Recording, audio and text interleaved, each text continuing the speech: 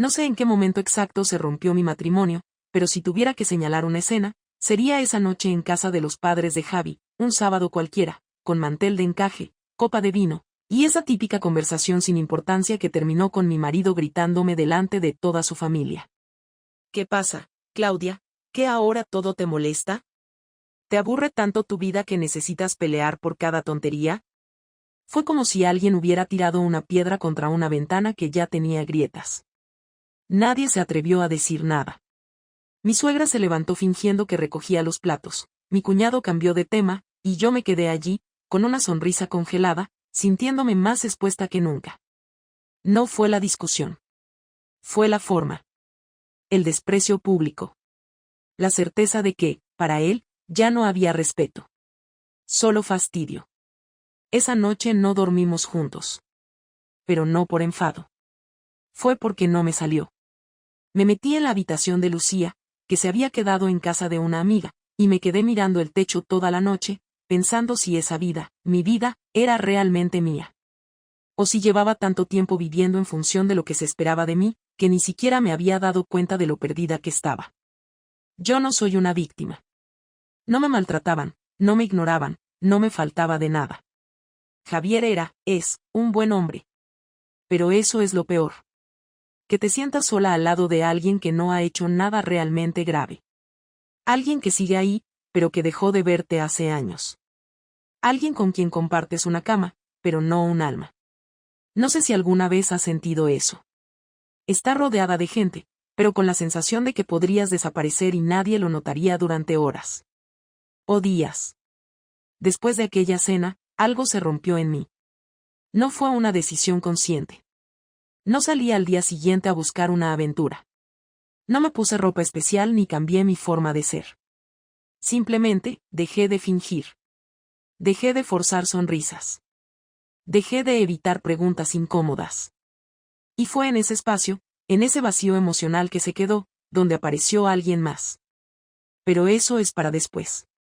Por ahora solo quiero que entiendas esto, no todas las infidelidades nacen de la pasión. Algunas nacen del silencio. Del cansancio. De querer sentirse viva otra vez, aunque sea un rato. Y la mía, empezó con una copa de vino y una frase que todavía me arde cuando la recuerdo. No fue un mensaje en el móvil, ni un olor extraño, ni un recibo sospechoso. Fue algo mucho más incómodo. Fue una conversación entre dos personas que no sabían que yo estaba escuchando.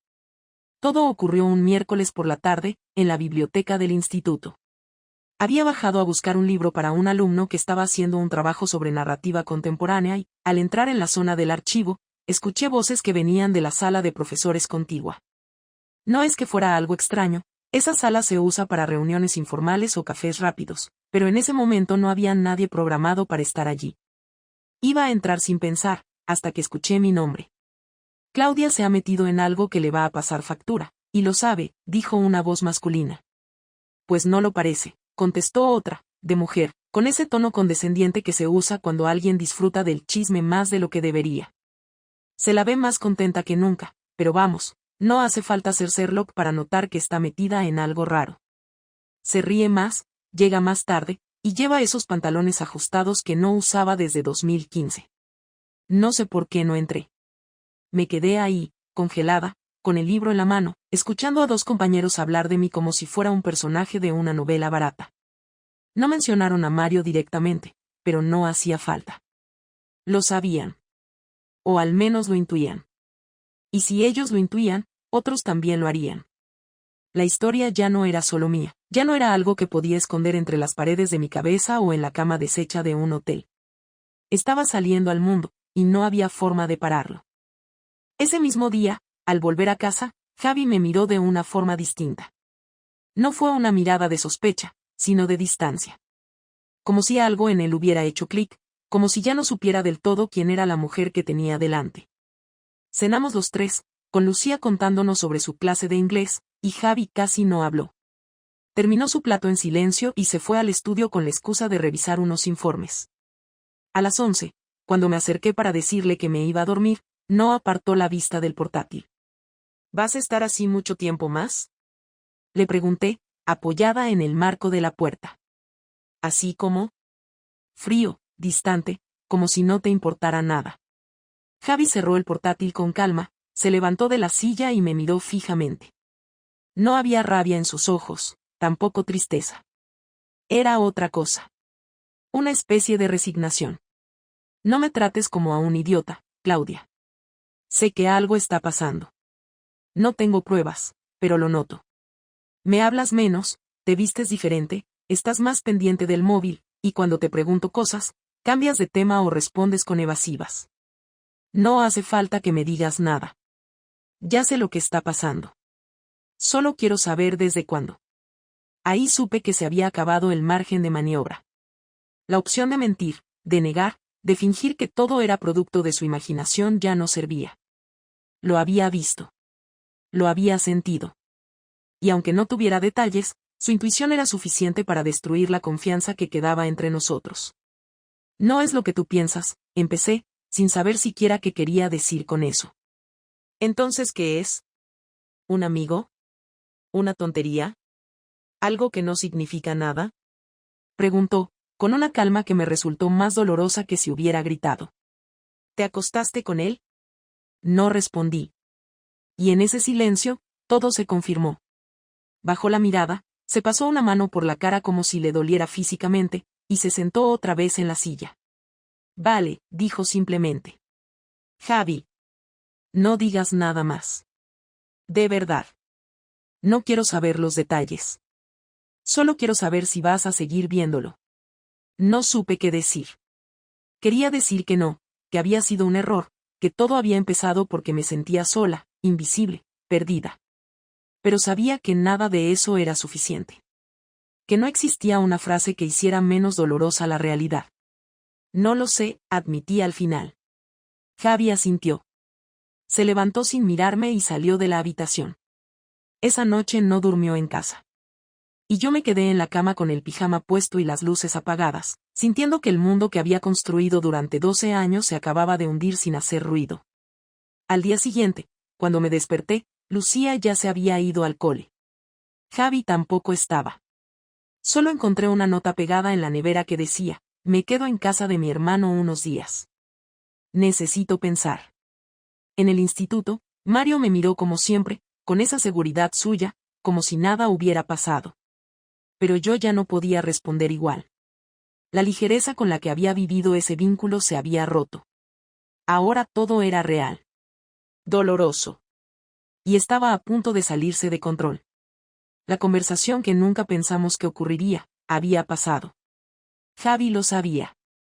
Y aunque no me había gritado, ni me había insultado, ni había hecho un escándalo, su reacción fue mucho peor. Porque fue la de alguien que se dio por vencido. Y eso, juro que me dolió más que cualquier grito. No pensé que me costaría tanto mirarle a la cara. Cuando volvió a casa, 3 días después, no traía ninguna maleta. Solo una mochila con ropa sucia y una expresión tan vacía que me dio más miedo que si hubiese venido furioso. Entró, dejó la mochila en la entrada y se fue directo al baño. Yo estaba en la cocina, cortando calabacín como si eso fuera a arreglar algo. Sentí que mis manos temblaban pero no me detuve. Me obligué a actuar con normalidad, como si la normalidad no se hubiera roto hacía ya semanas. Cuando salió del baño, no me dijo nada. Fue a la habitación, se cambió, y luego apareció en el salón. Se sentó en el sofá, encendió la tele y se puso a ver las noticias sin volumen. Yo seguía en la cocina, pero ya no podía fingir que pelar verduras era lo importante. Me acerqué despacio, sin saber cómo empezar. Él no me miró. Javi, tenemos que hablar, dije finalmente. Tardó un segundo en responder. No quitó la vista de la pantalla. ¿Ahora quieres hablar? No quiero que esto siga así. Sé que la he cagado, pero no quiero que estemos en esta especie de limbo. ¿Y qué se supone que tengo que decirte, Claudia? ¿Gracias por destruir todo lo que teníamos? ¿Por hacerlo así, sin ni siquiera darme la oportunidad de entender qué estaba pasando? No fue algo planeado. No fue premeditado. No me importa si fue planeado o no. Lo hiciste. Y lo peor no es eso. Lo peor es que mientras tú te liabas con otro, yo seguía pensando que esto se podía salvar.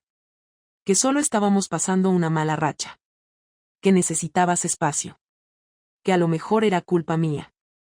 No es culpa tuya. Ah, no. ¿Y entonces de quién es? ¿Del viento? Por primera vez alzó la voz, pero no gritó. Sonó más dolido que enfadado. ¿Desde cuándo, Claudia? Desde hace un par de meses. ¿Un par de meses? Repitió con incredulidad. ¿Sabes todo lo que hemos hecho en estos 2 meses? ¿Sabes la cantidad de veces que he pensado que las cosas estaban volviendo a su sitio? ¿Sabes cuántas veces Lucía me ha preguntado por qué estabas tan contenta últimamente? Yo también estaba confundida. No sabía cómo gestionar nada. Claro que no sabías. Se puso de pie, se pasó la mano por el pelo y caminó por el salón sin dirección. Porque cuando uno se mete en este tipo de cosas, solo piensa en sí mismo. No en los hijos, no en la pareja, no en la familia. Solo en el subidón, en la novedad, en sentirse deseado. Tú te perdiste, Claudia, y no te diste cuenta de que nos arrastrabas contigo. No supe qué responder. Porque tenía razón. No había sido un impulso. Había sido una escapatoria. Y yo lo sabía desde el principio. Me senté en la esquina del sofá, con los brazos cruzados, tratando de mantener la compostura. No quiero justificarme. No puedo. Solo quiero que sepas que no era algo contra ti. No fue porque tú no me quisieras o no me valoraras. No me digas eso, por favor.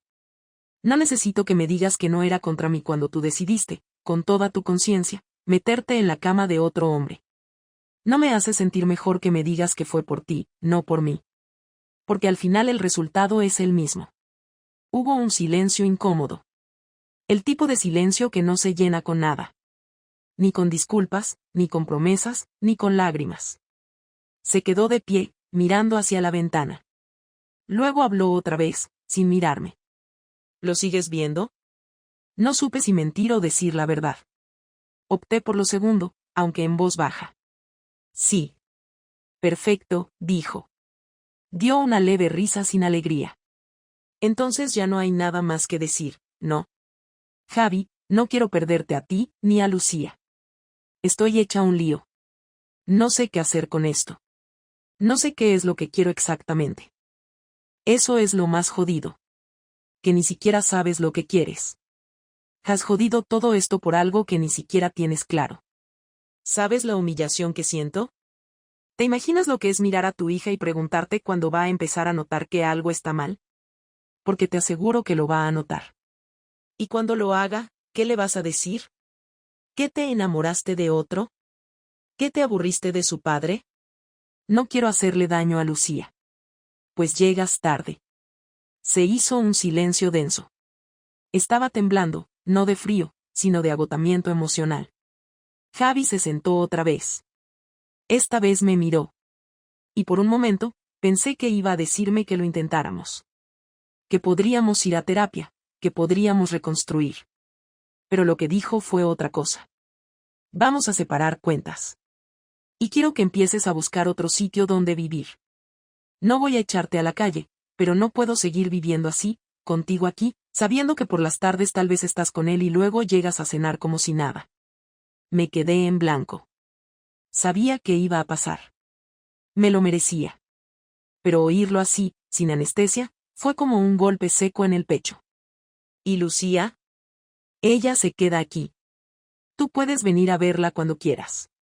Pero esto se acabó. No lloré. No dije nada más. Me levanté y fui directamente al cuarto. Me senté en la cama y estuve una hora mirando el armario sin tocar nada.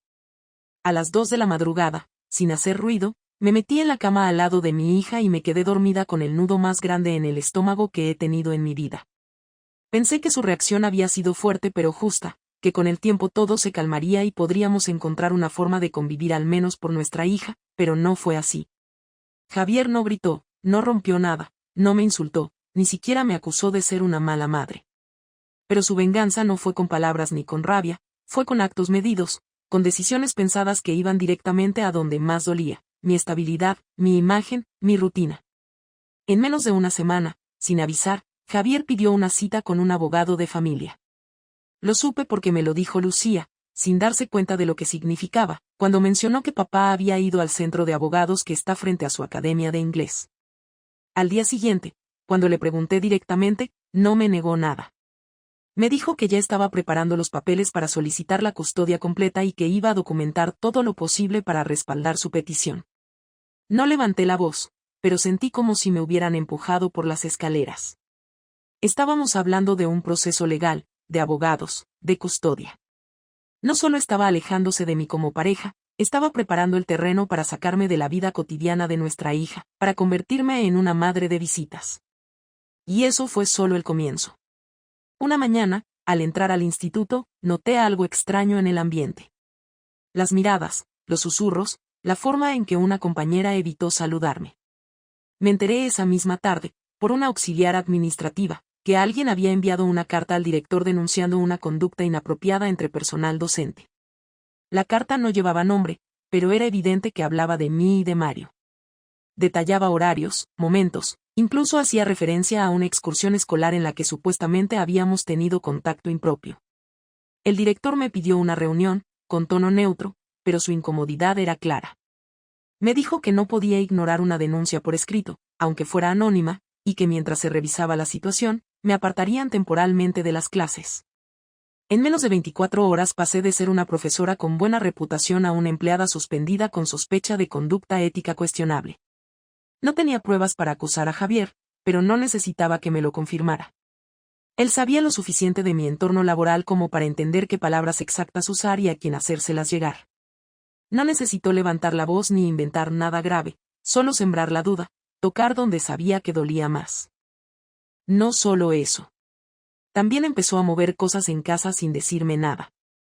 Cambió las contraseñas de las cuentas comunes, abrió una cuenta nueva donde empezó a desviar su nómina. Hizo desaparecer ciertos documentos del escritorio donde guardábamos los papeles importantes y dejó de incluirme en las decisiones cotidianas. Llamó a la compañía eléctrica y puso la cuenta a su nombre, lo mismo con Internet. Cada gesto era un corte, un recordatorio de que ya no formaba parte del sistema. No buscaba castigarme con una pelea, sino expulsarme poco a poco de cada espacio. Cuando intenté hablarlo con él, su respuesta fue simple y seca: tú hiciste tu elección. Yo estoy haciendo la mía. Fueron días donde cada pequeña cosa tenía una carga invisible. Ya no podía entrar en la cocina sin notar que faltaban mis tazas favoritas, que él había sacado del armario y guardado en una caja en el trastero. Ya no podía revisar el correo sin encontrar sobres con su nombre solamente, cuando antes siempre figurábamos los dos. Un día me pidió que no usara el coche porque él iba a necesitarlo toda la semana para unos trámites. Le dije que también tenía cosas que hacer, a lo que respondió sin mirarme: entonces deberías empezar a ver cómo lo vas a hacer cuando ya no vivas aquí. Su frialdad era quirúrgica, como si todo fuera parte de un plan perfectamente ejecutado. Pero lo peor fue cuando empezó a involucrar a otros. Me enteré por Lucía que le había contado a sus padres todo. No solo que nos íbamos a separar, sino que yo había sido infiel. La versión exacta no la conocía, pero estaba claro que había dado los detalles suficientes como para posicionarse como la víctima absoluta. Sus padres dejaron de escribirme, de invitarme a los almuerzos de los domingos, y cuando me los crucé en el supermercado una tarde, su madre me ignoró como si no me conociera. Javier fue inteligente, no necesitó destruirme frente a gritos o peleas públicas. Solo tuvo que dejar que el desprecio social hiciera su parte. En el grupo de padres del colegio, algunas madres dejaron de saludarme. En la comunidad del edificio, un vecino con el que siempre charlaba por las tardes evitó coincidir conmigo en el ascensor. Todo se iba reduciendo, achicando, volviéndose más hostil. La red que yo creía tener, ese círculo de vida cotidiana, se convertía en un espacio ajeno. Y todo sin que él tuviera que decir una palabra más. La gota que colmó todo fue una tarde, cuando llegué a casa y encontré una hoja pegada en la puerta del dormitorio. Era una lista. No llevaba título. Solo puntos enumerados, en letra impresa, perfectamente redactados. Cada punto era un reproche. Punto 1. Desde hace 2 meses, tu hija ha notado que llegas más tarde sin avisar. Punto 2. Has faltado a 2 reuniones escolares sin dar explicaciones. Punto 3. Has mentido directamente cuando se te preguntó si estabas viendo a alguien más. Eran 20 puntos. Algunos eran ciertos. Otros eran exageraciones. Pero la hoja estaba ahí, colgada como si fuera un informe. No era para hablar, era para dejar claro que yo había sido evaluada y sentenciada. Esa noche dormí en el sofá. No porque él me lo pidiera, sino porque no me salía entrar a esa habitación después de leer cada frase. Por primera vez entendí lo que era recibir un castigo sin gritos. Una venganza sin manos. Javier no iba a perdonarme. Ni ahora ni más adelante. Y si pensaba que esto se arreglaría con tiempo, estaba completamente equivocada. Fue un domingo por la noche. Llevábamos casi 3 semanas sin mantener una conversación de más de 2 frases seguidas. Javier seguía moviéndose por la casa con la precisión de quien ya no te incluye en nada, pero sin el conflicto de una pelea. Era un tipo de indiferencia calculada, como quien decide vivir con una compañera de piso que no le cae especialmente bien. Yo hacía lo posible por mantener a Lucía fuera de todo esto, pero cada vez se notaba más la tensión. Dejaba los platos a medio terminar, no hacía preguntas, no mencionaba nada sobre el instituto, como si hubiese decidido que lo mejor era mantenerse al margen. No era una niña tonta, sabía que algo no cuadraba, aunque no le pusiéramos nombre.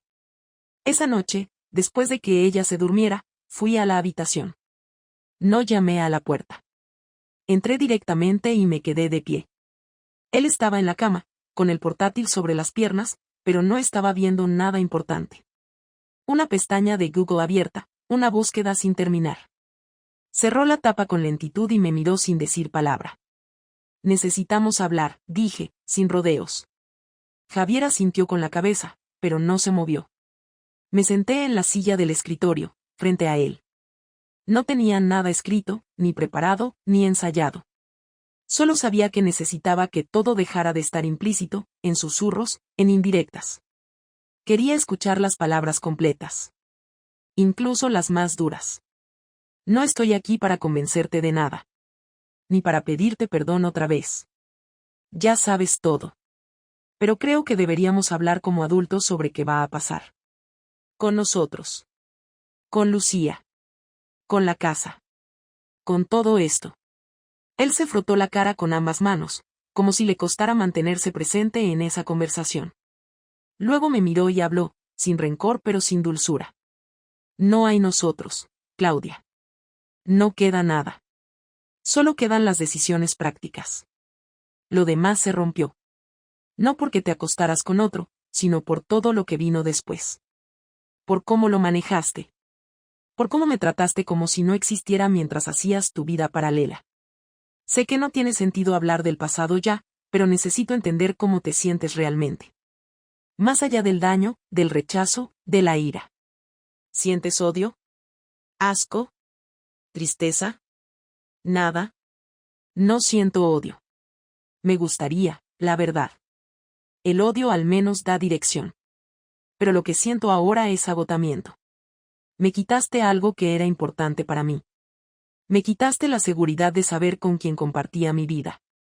No puedo confiar en ti. Y sin confianza no hay nada. Me cansas, Claudia. Me cansa pensar en ti, en lo que hiciste, en lo que dijiste, en lo que no dijiste. Me cansa la incertidumbre. No quiero seguir así. No quiero estar en una casa donde tengo que medir cada palabra para no perder los papeles delante de mi hija.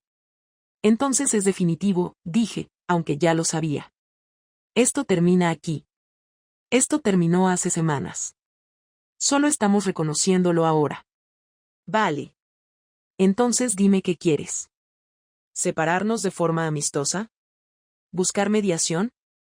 ¿Dividir bienes? ¿La custodia? La custodia la quiero para mí. Lo voy a pelear. No quiero que Lucía viva en un piso compartido contigo y un tipo que estuvo con su madre mientras ella estaba casada. No voy a permitir eso. Lo siento, pero no. Mario no va a vivir conmigo.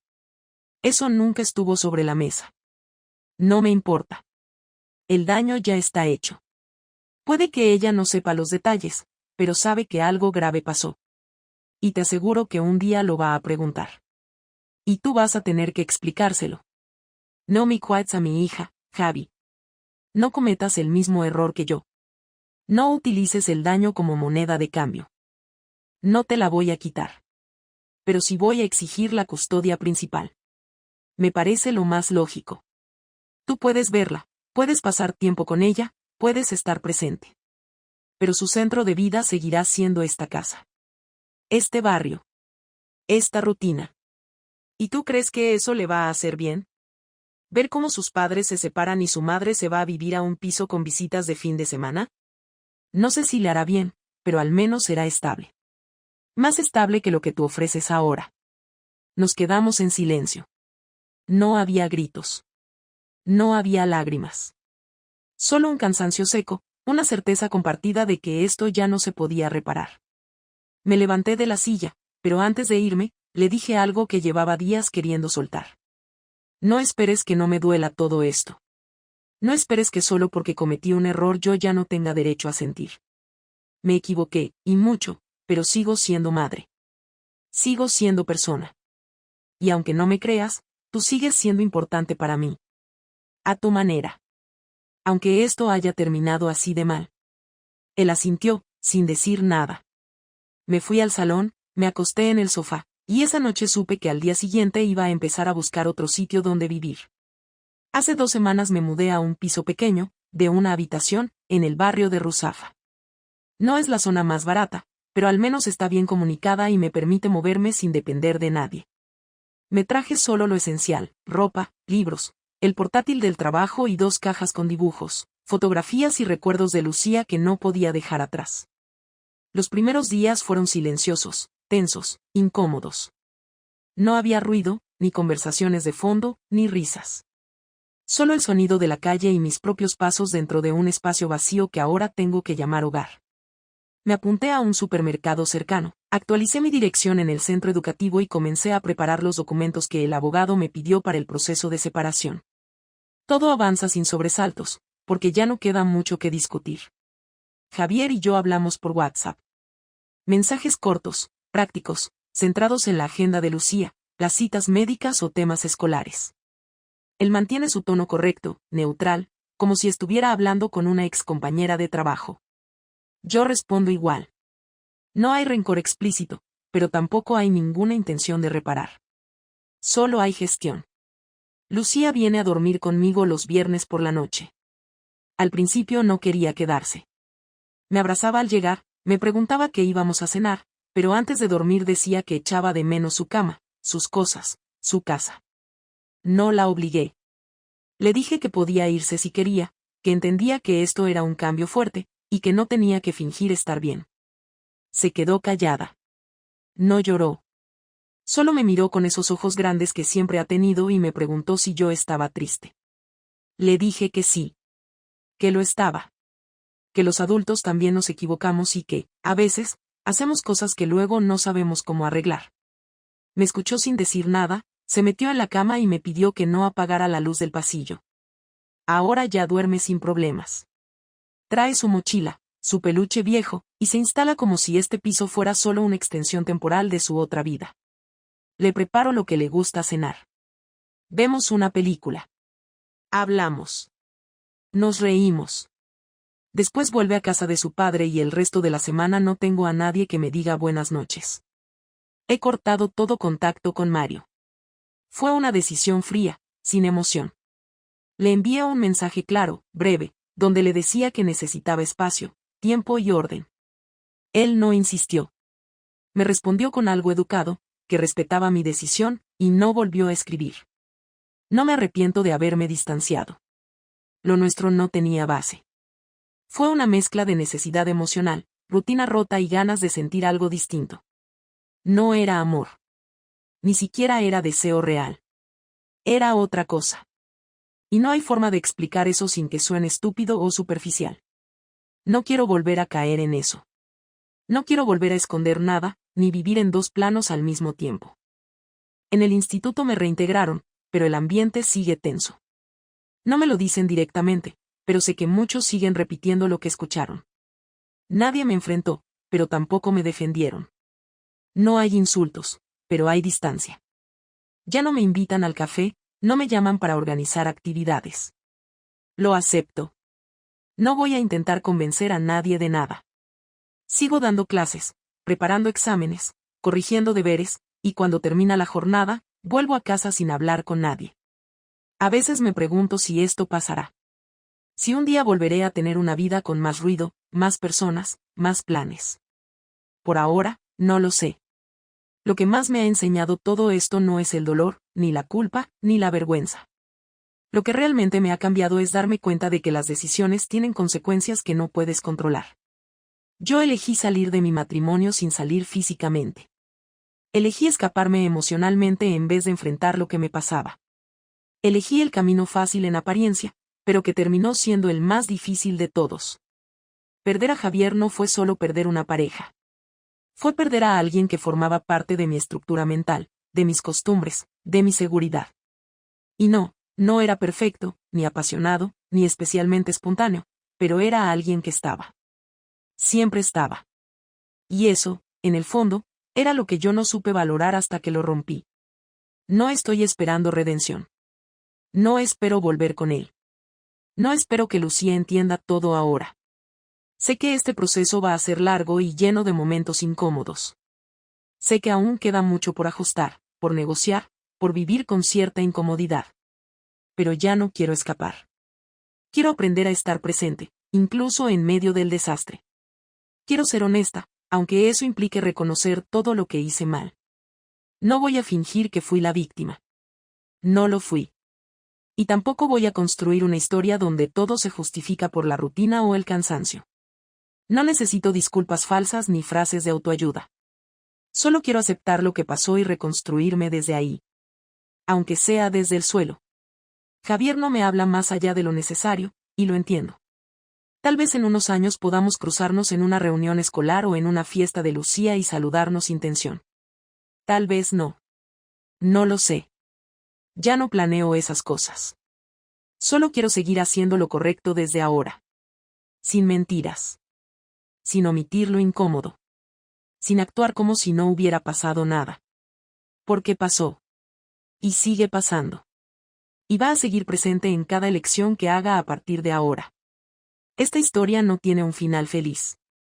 Pero tiene un final claro. Javier y yo ya no estamos juntos. Nuestra hija vive a caballo entre dos casas. Y yo estoy sola, pero no escondida. No corriendo de nada. No tapando verdades. Solo intentando ser mejor. Un poco cada día. Y si eso no basta para limpiar el pasado, al menos servirá para no repetirlo. Con eso me conformo. Con eso empiezo.